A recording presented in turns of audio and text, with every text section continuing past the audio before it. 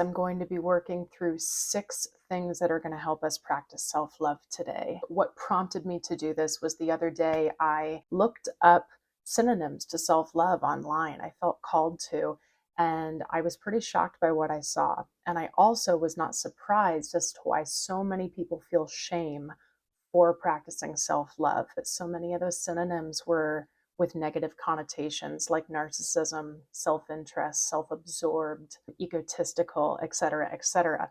But we all know that self-love is a good thing. So we shouldn't be changing this term, but we do need to be redefining it and redefining what it means to us and our own internal programming. So here we go. 6 ways to practice self-love.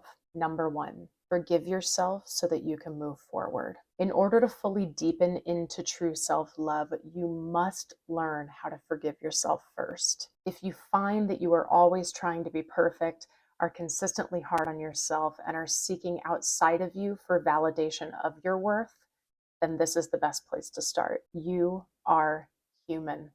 You are perfectly imperfect and perfectly unique. Your expectations of yourself will be your biggest resentment later, so be gentle with yourself. You can set big goals, but allow yourself to fail at them. It is a huge part of life, and we all experience it. A huge aspect of this is dropping your shame. Shame will never help you or anyone else. When you find that you're going into shame, ask yourself, is this helpful? Number 2, be curious and mindful. Everything is interesting. Begin to adopt a curious mindset rather than a judgmental one. Rather than seeing that something is wrong, what does it feel like to become more curious as to why it is? One of my favorite examples is when we beat ourselves up for beating ourselves up. We know rationally that we shouldn't, and yet we still do. Adopt the mindset instead of, this is really interesting.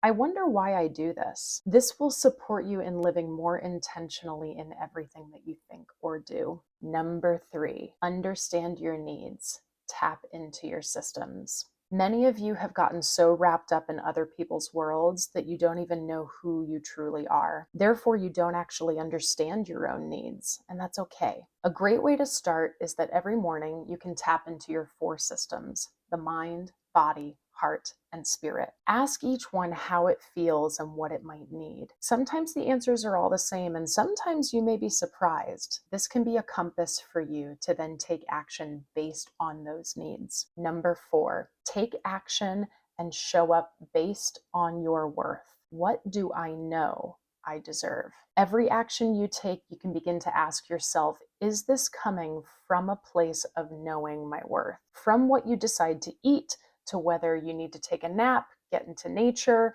move your body, or simply take a break from your devices and breathe or meditate, will determine your level of self-love in that moment. Are you consistently eating junk food, procrastinating working out because you feel you have to do it a certain way? Or are you drowning yourself in work to feel productive? Stop, take a beat, and determine what someone who values their self-worth would do. Number 5, surround yourself with things that promote self-love. Who or what encourages you? Who and what do you surround yourself with? Are your friends constantly talking bad about themselves or others? Are you around people who eat poorly, are workaholics, or are constantly needing validation themselves? When you surround yourself with things that promote self-love, you aren't constantly hearing compliments from your friends about how great you are. Instead, you are inspired by their actions of self-love. You see them work out, distance themselves from toxic relationships, and more. The information you take in from videos, books, and social media will also directly affect this energy. As you take in more loving and empowering frequencies, you will embody them. Number 6, live from your empowerment. What brings you the most peace and the most power? Living from your empowerment is not a place that is higher than others. It is your highest place. It is a knowing of your worth and living in a sense of calm strength. Things won't affect you as much when you are living from your empowerment, and yet you will love others that much more. This is where setting healthy boundaries comes in as well, for yourself and others. This is all about balance. It doesn't mean you don't care for others. It means you love them from the best version of yourself. Perhaps that means it needs to be more from a distance or just in a different way. So, what does your empowerment feel like? It resides in your solar plexus, right around your diaphragm. Perhaps you can place your hands here and breathe into the feeling of holding peace and power all at once.